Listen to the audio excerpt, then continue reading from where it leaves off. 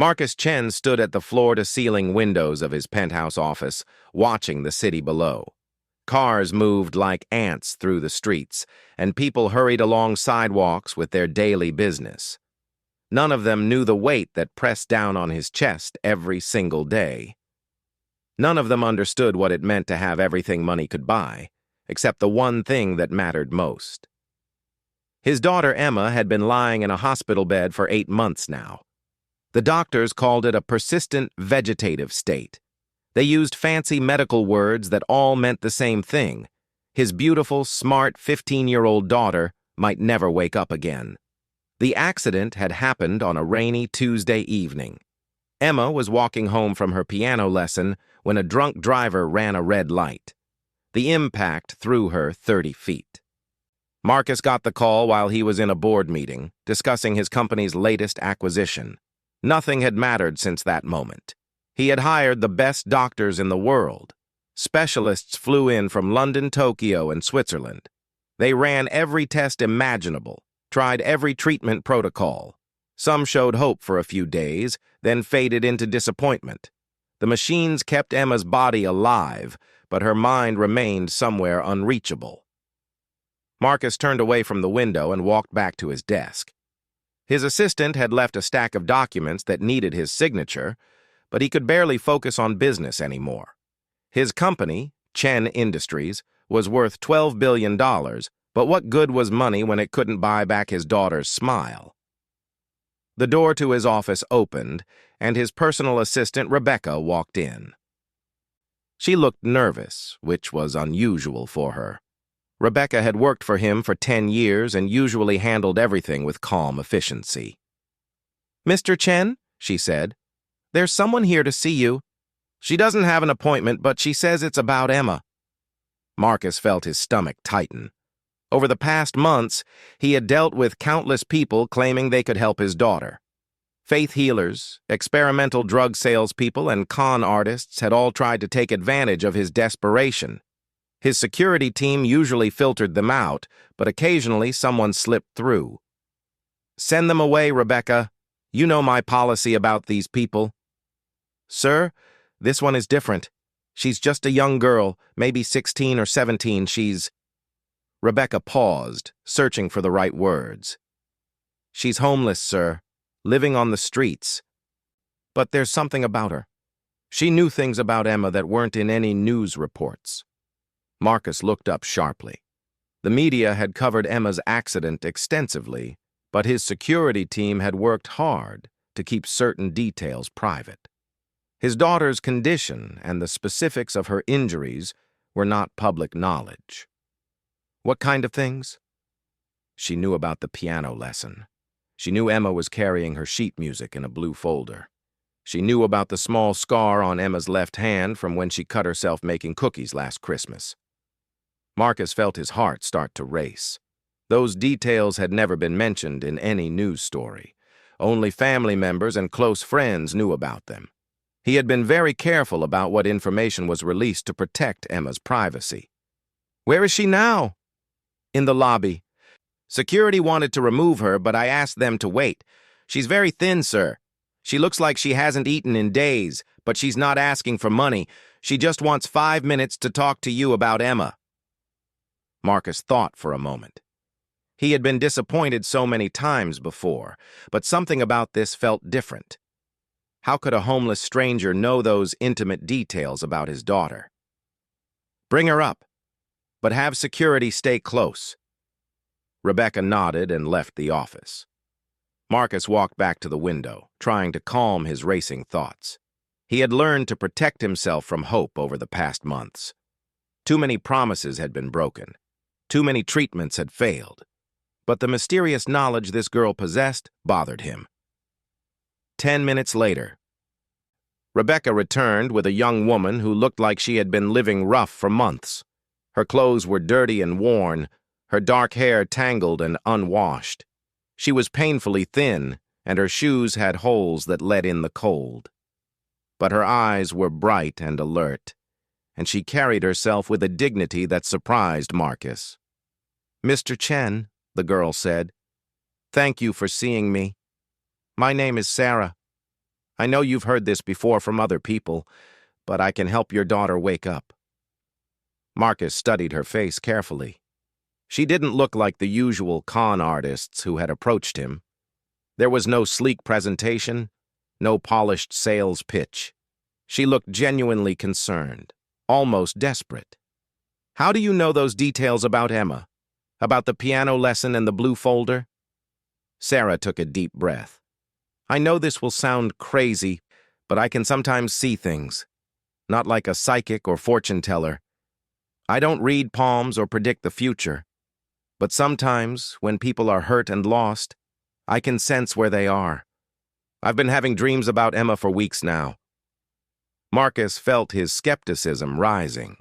This sounded like every other mystical claim he had heard over the past months. Dreams?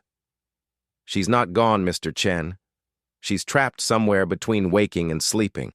I can see her in a place that looks like your house, but not exactly. She's waiting for someone to show her the way back." "That's impossible. The doctors say she has severe brain trauma. Her neural activity is minimal." Sarah stepped closer, her eyes intense. "What if the doctors are wrong? What if Emma isn't unconscious because of brain damage, but because her mind is protecting itself? Sometimes, when something terrible happens, a person's consciousness retreats to a safe place. They need someone who understands that place to guide them back." Marcus wanted to dismiss her words, but something in her voice made him listen. "Even if that were true, why you? You're a homeless teenager. You have no medical training, no credentials." "You're right. I have no degrees or certificates. I've been living on the streets since I was 14, after my mother died and I aged out of foster care. But I have something the doctors don't have. I've been lost myself, Mr. Chen. I know what it feels like to be trapped in a place where no one can reach you." Sarah's voice became softer, more vulnerable. "When I was 12, my mother was dying of cancer. I used to sit by her bed and somehow I could sense when she was in pain even before the monitors showed it. The nurses thought it was coincidence at first, but it happened too often. I could tell when she needed medication, when she was scared, when she was peaceful." Marcus found himself drawn into her story despite his reservations. "What happened to her?" "She died, but not before she told me that my gift was meant to help people. She made me promise that if I ever met someone else who was lost and hurting, I would try to help them find their way back." "And you think Emma is lost in this place you described?" Sarah nodded. "I know how it sounds. I know you have every reason not to believe me. But I also know that conventional medicine has failed her. What do you have to lose by letting me try?" Marcus was quiet for several moments, weighing his options. Every logical part of his mind told him this was another false hope, another disappointment waiting to happen. But Sarah's knowledge of private details about Emma was troubling. How could she know things that hadn't been reported anywhere? "What exactly are you proposing?" "Let me spend time with Emma, not as a patient or case study, but as someone who understands being lost. I don't need fancy equipment or experimental drugs. I just need to be near her, to try to reach the part of her that's hiding." Marcus looked at this ragged, desperate girl and felt something he hadn't experienced in months, a tiny spark of hope. It terrified him, because hope had become his enemy. Every time he allowed himself to believe Emma might recover, the subsequent disappointment cut deeper than the last. "The hospital won't allow unauthorized people near patients, especially not someone without medical credentials." "Then don't tell them what I'm trying to do. Say I'm a family friend or a volunteer reader. I just need to be in the room with her." Marcus turned back to the window, his mind racing. His rational side screamed at him to send this girl away and forget about her wild claims. But something deeper, a part of him that had been slowly dying over the past 8 months, whispered that maybe, just maybe, she was different from all the others. He thought about Emma lying in that sterile hospital room, surrounded by machines that breathed for her and monitored her vital signs. The doctors visited twice a day, checking charts and adjusting medications, but they had stopped looking at her like a person who might recover. They saw a case now, a medical puzzle they couldn't solve. Sarah had looked at him with the same intensity Emma used to have when she was determined to master a difficult piano piece. His daughter never gave up on things that mattered to her. She would practice the same passage hundreds of times until she got it right. "If I let you try this," Marcus said slowly, "what assurance do I have that you won't make things worse?" "None," Sarah said honestly. "But I'm not asking you to believe in miracles or magic. I'm just asking you to believe that sometimes people find their way back from dark places when someone refuses to give up on them." Marcus closed his eyes and made a decision that went against every business instinct he had developed over 30 years. "The hospital is called St. Mary's. Emma is in room 314 in the long-term care unit. I'll call Dr. Morrison and tell him you're a family friend who wants to read to her." Sarah's face lit up with the first genuine smile he had seen from her. "Thank you, Mr. Chen. I promise you won't regret this." As she turned to leave, Marcus called out to her. "Sarah, wait. When was the last time you had a real meal?" She paused at the door, looking embarrassed. "A few days ago. But that's not important right now." Marcus picked up his phone and called Rebecca. "Please take our guest down to the executive dining room and make sure she gets whatever she wants. Then arrange for a car to take her to St. Mary's Hospital." After Sarah left, Marcus stood alone in his office, wondering if he had just made a terrible mistake or taken the first step toward getting his daughter back. Either way, for the first time in 8 months, he felt something other than hopelessness. He had built an empire by taking calculated risks, but this felt different. This time, he wasn't risking money or business deals. He was risking the last piece of his heart that hadn't already been broken by his daughter's condition. Outside his window, the city continued its relentless pace, but Marcus barely noticed. His mind was focused on a hospital room across town, where his daughter lay surrounded by machines, and where a homeless girl with unusual knowledge was about to attempt something the best doctors in the world had declared impossible. For the first time since Emma's accident, Marcus allowed himself to think the word that had become forbidden in his vocabulary: hope. Dr. A. Morrison looked skeptical as Marcus introduced Sarah to the medical team at St. Mary's Hospital. The elderly physician had been treating Emma for months and had grown protective of his patient. He clearly didn't approve of bringing untrained visitors into the intensive care unit. "Mr. Chen, I understand your desire to try anything that might help Emma, but I must remind you that she's in a very delicate state. Any disruption to her routine could be harmful." Marcus placed a firm hand on the doctor's shoulder. "Dr. Morrison, with all due respect, your routine hasn't produced any improvement in 8 months. This young woman is a family friend, and she simply wants to spend time reading to Emma. Studies show that familiar voices can sometimes reach comatose patients." Sarah stood quietly beside them, looking small and out of place in the sterile hospital environment. The executive dining room meal had helped, and Rebecca had arranged for her to shower and change into clean clothes, but she still looked nervous around all the medical equipment. Dr. Morrison sighed heavily. "Very well, but she'll need to follow all protocols.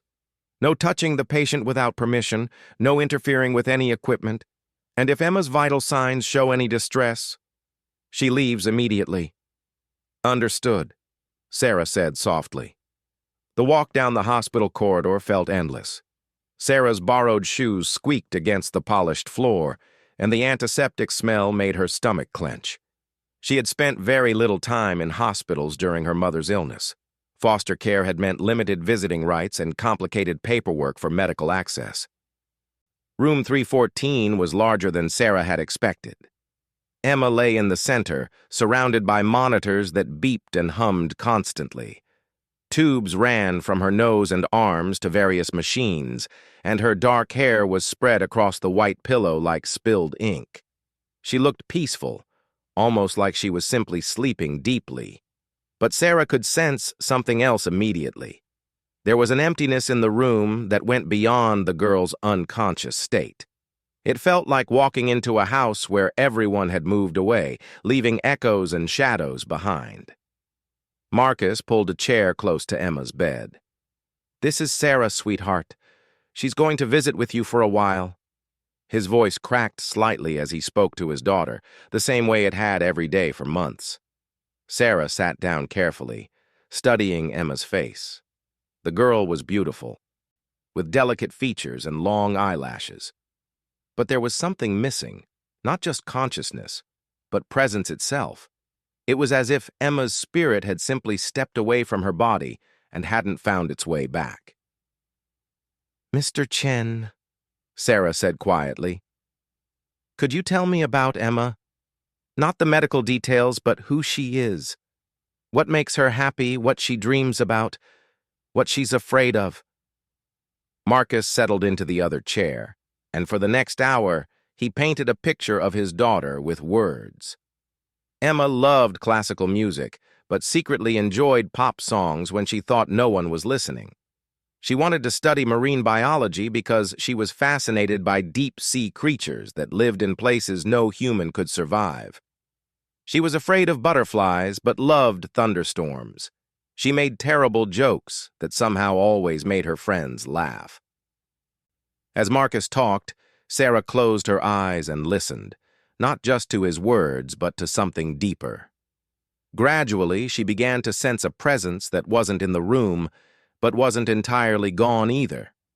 It felt distant and confused, like someone calling from the other side of a thick fog. "She's there," Sarah whispered suddenly, "but she's very far away." Marcus stopped talking and leaned forward. "What do you mean?" Sarah opened her eyes and looked at Emma's still face. "It's like she's in a house with all the lights turned off and she can't find the door. She can hear voices sometimes, but they sound muffled and strange. She knows people are trying to reach her, but she doesn't know how to respond." "Can you talk to her?" "Not exactly. It's more like leaving breadcrumbs for someone who's lost in the woods. I have to create a path she can follow back." Sarah reached out slowly and placed her hand just above Emma's forehead, not quite touching but close enough to feel the warmth of her skin. She closed her eyes again and tried to project feelings rather than words. Safety, love, the memory of music, the sound of rain on windows. For several minutes, nothing happened. Then, so gradually that Marcus almost missed it, one of Emma's monitors showed a slight change in brain activity. Dr. Morrison, who had been watching from the doorway, stepped closer to check the readings. "Interesting," he murmured. "Her neural patterns just shifted slightly. That's the first measurable change we've seen in weeks." Sarah kept her hand hovering over Emma's forehead, concentrating deeply. In her mind, she began to construct an image of the house Marcus had described. Emma's childhood home with its grand piano in the living room, the garden where Emma liked to read, the window seat where she watched storms. "Emma," Sarah said softly, "your father is here. He's been waiting for you every day. He misses hearing you play piano. He misses your terrible jokes. He's not angry about anything. He just wants you to come home." The monitors began to beep more rapidly. Dr. Morrison moved closer, checking each machine carefully. "Her heart rate is increasing, blood pressure is climbing, brain activity is definitely elevated." But Sarah barely heard him. She was focused entirely on the sensation of someone moving in the darkness, someone who had heard a familiar voice and was trying to follow it toward the light. "That's it, Emma. Follow the music. Remember how the piano sounds in the morning when the sun comes through the living room windows. Remember your favorite piece, the Chopin Nocturne. You always said it sounded like moonlight on water." Marcus watched in amazement as his daughter's eyelids began to flutter slightly. Her fingers, which had been motionless for months, twitched against the hospital sheets. "She's responding," Dr. Morrison said in disbelief. "After 8 months, she's actually responding to external stimuli." Sarah continued talking, weaving together memories and sensations that might help Emma find her way back. She spoke about the smell of cookies baking, about Emma's favorite bookstore, about the stray cat Emma had fed every day after school. "You have to choose to come back, Emma. I can show you the path. But you have to take the steps. Your father needs you. Your music needs you. The world needs you in it." Suddenly, Emma's eyes opened. They were unfocused and confused, but they were open. She looked around the room with the bewildered expression of someone waking from a very deep sleep. Her mouth moved, but no sound came out. "Emma!" Marcus jumped up from his chair, tears streaming down his face. "Oh God, Emma, you're awake!" Dr. Morrison was calling for nurses, checking Emma's responses with a small flashlight, running through a series of neurological tests. But Emma's attention was fixed on Sarah, who was still sitting quietly beside the bed. "Who?" Emma's voice was barely a whisper, rusty from months of disuse. "Who are you?" Sarah smiled gently. "I'm Sarah. I've been looking for you." "I was lost," Emma said slowly. "I couldn't find my way back. Everything was dark and quiet. But then I heard music, and I followed it." Marcus knelt beside the bed, taking his daughter's hand carefully. "Emma, sweetheart, you've been in the hospital. You were hurt in an accident. But you're going to be okay now." Emma turned her head toward her father, and Sarah watched as recognition slowly dawned in her eyes. "Dad? What happened to me? Why does everything feel so strange?" "You've been unconscious for 8 months," Dr. Morrison explained gently. "Your brain was healing from a serious injury. What you're experiencing is normal. Your memory and coordination will improve over the next few days and weeks." Emma tried to sit up but found herself too weak. She looked back at Sarah with curious eyes. "How did you find me? In that dark place, I mean. I've been trying to get out for so long, but I couldn't remember how." Sarah felt tears welling up in her own eyes. "I've been lost too, Emma. I know what that place is like. Sometimes we just need someone who understands to show us the way home." Over the next several hours, the hospital room filled with doctors and nurses, all marveling at Emma's sudden awakening. Dr. Morrison ran a battery of tests, and while Emma showed some expected effects from her long unconsciousness, muscle weakness, memory gaps, coordination problems, her cognitive function appeared largely intact. "This is unprecedented," Dr. Morrison told Marcus privately. "In my 30 years of practice, I've never seen such a dramatic recovery from a persistent vegetative state. The timing, coinciding with your friend's visit, is remarkable." Marcus looked across the room at Sarah, who was sitting quietly in the corner while the medical team worked. She had refused all offers of food or comfort, insisting that she wanted to stay until she was sure Emma was stable. "Doctor, what's your medical explanation for this?" Dr. Morrison shook his head. "Honestly, I don't have one. Sometimes the brain heals in ways we don't understand. Sometimes patients recover function that we thought was permanently lost. But the catalyst for her awakening—" He glanced at Sarah. "There's no scientific explanation for how a stranger could facilitate such a dramatic recovery." As evening approached, and the medical team finished their initial evaluations, Emma was moved to a regular recovery room. She was exhausted but alert, asking questions about the months she had lost and slowly piecing together what had happened to her. Sarah prepared to leave, knowing that her part in this story was finished. Emma was awake, she was going to recover, and she had her father back.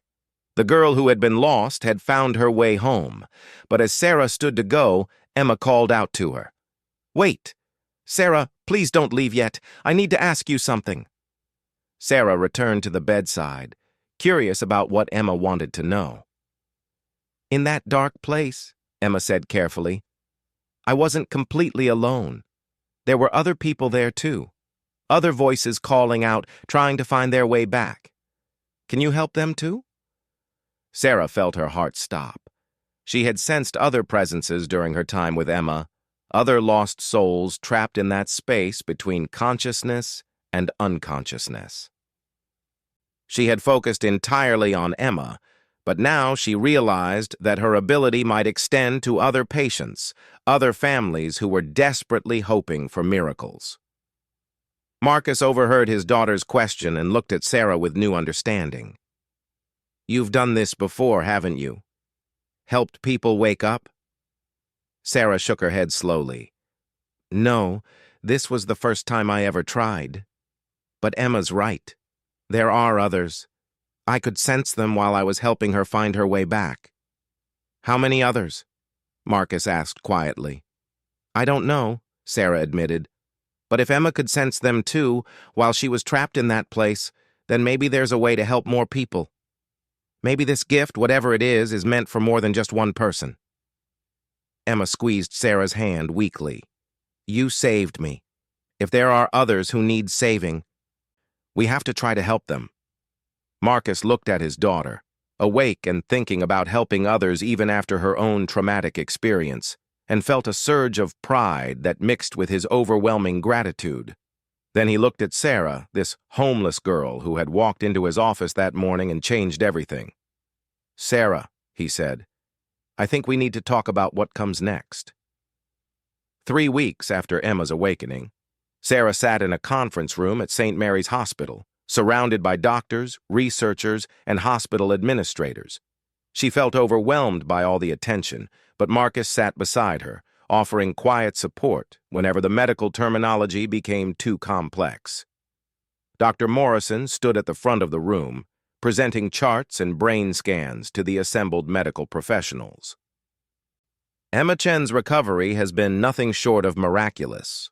Her cognitive function has returned to near normal levels, her motor skills are improving daily, and her memory gaps are filling in naturally. More importantly, we've identified 7 other long-term comatose patients who might benefit from similar intervention. Sarah shifted uncomfortably in her chair.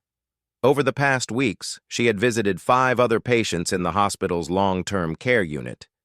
3 had shown measurable improvement in brain activity during her visits, though none had awakened as dramatically as Emma.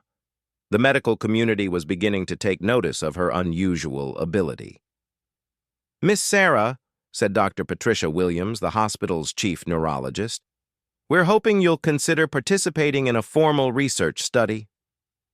What you're able to do could revolutionize how we treat patients with severe brain injuries.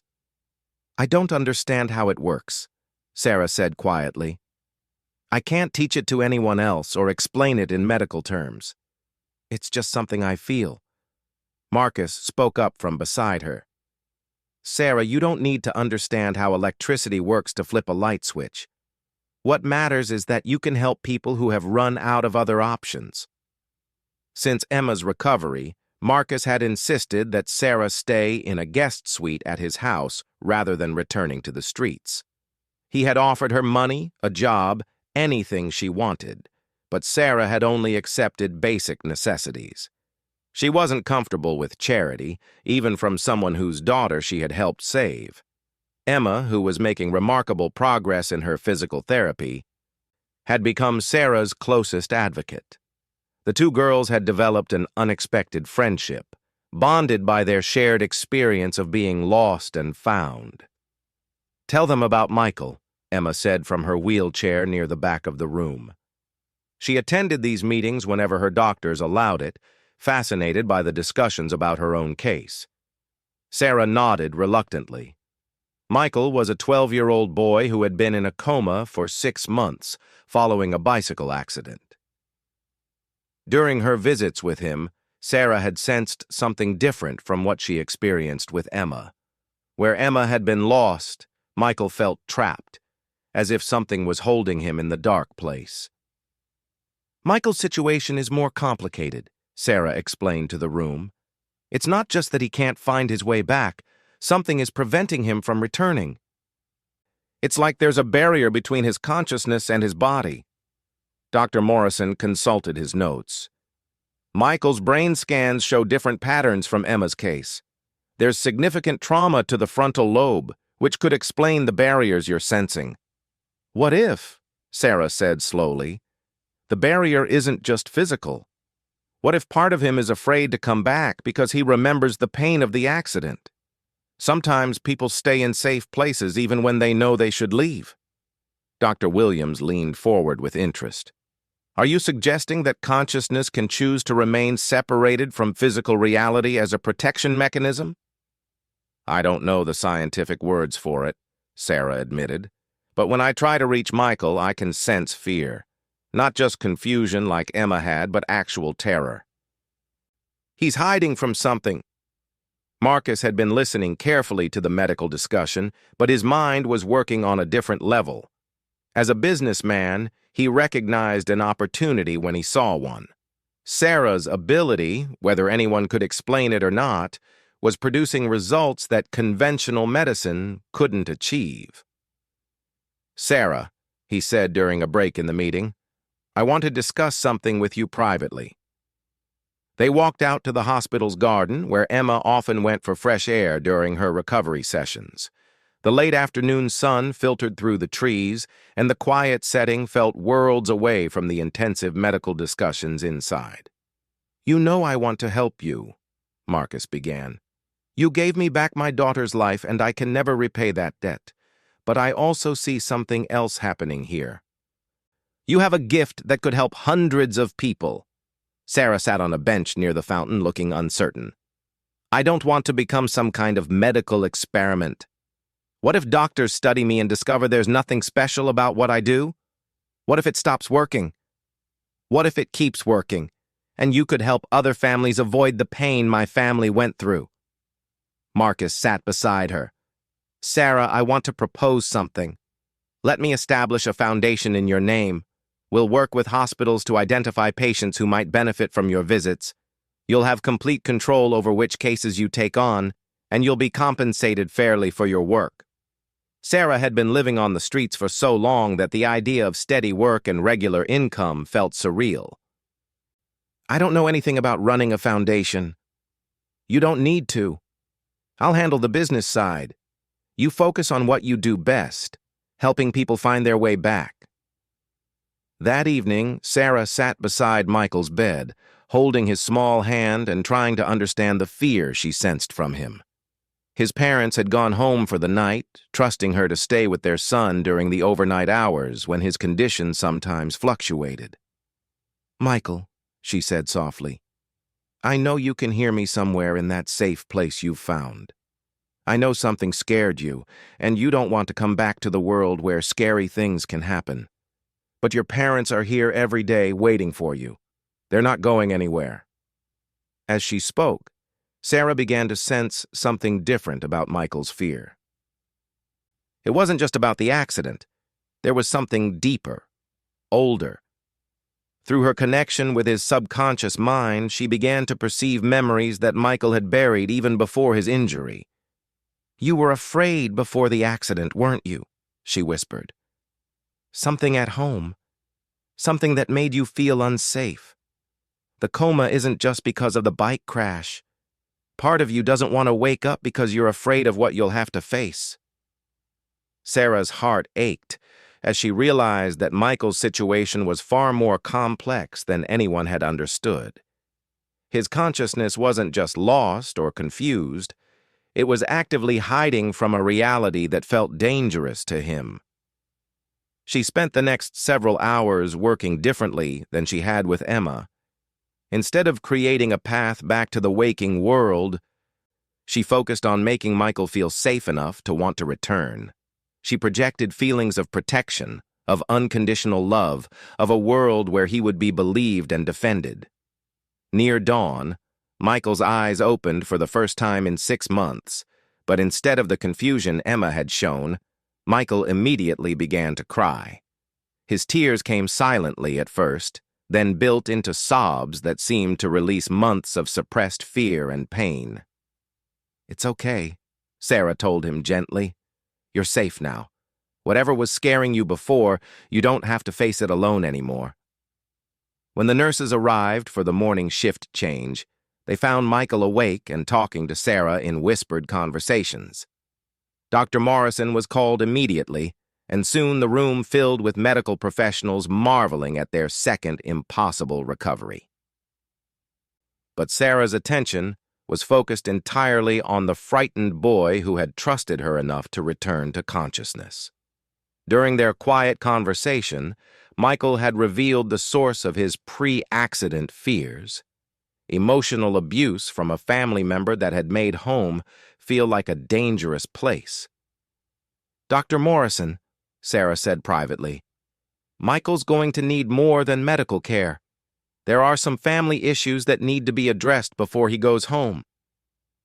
The revelation that Michael's coma had psychological as well as physical causes opened up new questions about Sarah's ability. She wasn't just reaching unconscious minds, she was somehow able to understand and address the deeper reasons why consciousness might retreat from reality. Over the following months, word of Sarah's work spread throughout the medical community. The foundation Marcus established began receiving requests from hospitals around the world. Sarah was careful to only take on cases she felt called to help, but her success rate was unprecedented. Emma made a full recovery and returned to school, though her experience had changed her perspective on life profoundly. She began volunteering at the hospital, reading to comatose patients, and providing emotional support to families going through the same ordeal her father had endured. "Sarah saved my life," Emma often told people. "But she also taught me that sometimes the most important healing happens when we refuse to give up on each other." Sarah herself had transformed from a homeless teenager into a young woman with purpose and resources. She moved into a small apartment near the hospital and used the foundation's support to continue her education while maintaining her patient visits. But perhaps the most significant change was in Marcus. Witnessing his daughter's recovery had reminded him that success wasn't measured only in business achievements or accumulated wealth. He began spending more time with Emma, attending her piano recitals, and taking family vacations they had always been too busy to plan. "I built an empire," he told Sarah one day, "but I almost lost the only thing that really mattered. You didn't just wake up my daughter, you woke me up too." 2 years after that first desperate meeting in Marcus's office, the Sarah Chen Foundation for Consciousness Recovery had helped facilitate the awakening of 23 comatose patients. Not every case was successful, and Sarah learned to accept that some people chose to remain in their safe, quiet places for reasons that couldn't be overcome. But for those who did find their way back, the foundation provided not just Sarah's unique intervention, but also comprehensive support for families dealing with the complex challenges of recovery. Medical care, psychological counseling, and sometimes legal advocacy, when cases like Michael's revealed underlying problems that needed addressing. Sarah never fully understood how her ability worked, and medical researchers remained baffled by her success rate. Some theorized about electromagnetic fields or subconscious communication, but no tests could replicate what she accomplished through simple presence and intuition. What Sarah did understand was that her own experience of being lost and forgotten had given her the compassion and determination needed to help others find their way home. Her years on the streets, which had once seemed like wasted time, had prepared her for a purpose she never could have imagined. On quiet evenings, she often visited Emma, who had grown into a confident young woman with plans to study both medicine and music in college. They would sit at the piano in Marcus's house, with Emma playing the Chopin nocturne that had helped guide her back to consciousness. "Do you ever think about that dark place you were trapped in?" Sarah would ask sometimes. Emma always considered the question carefully before answering. "I remember it, but it doesn't scare me anymore. It was just a place I needed to stay until I was ready to come back. And I knew, somehow, that someone would eventually come looking for me." "How did you know that?" Because I could feel how much I was loved, even in the darkness. That love was like a rope thrown down into a deep well. All I had to do was be brave enough to grab onto it. Sarah smiled at her friend's words, thinking about all the other people who were waiting in their own dark places, hoping for someone to throw them a rope. As long as there were lost souls who needed finding, she would keep looking for them. Marcus had given her the resources to help people, but Emma had given her something even more valuable: the understanding that love and determination could reach places that medicine and technology couldn't touch. The homeless girl who had once claimed she could wake his daughter had done far more than that. She had awakened hope in a family, inspired a medical revolution, and found her own path from darkness into light. And in the quiet moments between patient visits, when Sarah reflected on the strange journey that had brought her from the streets to becoming someone families trusted with their most precious hopes, she could almost hear her mother's voice reminding her that gifts were meant to be shared, and that sometimes the people who need saving the most are the ones doing the rescuing.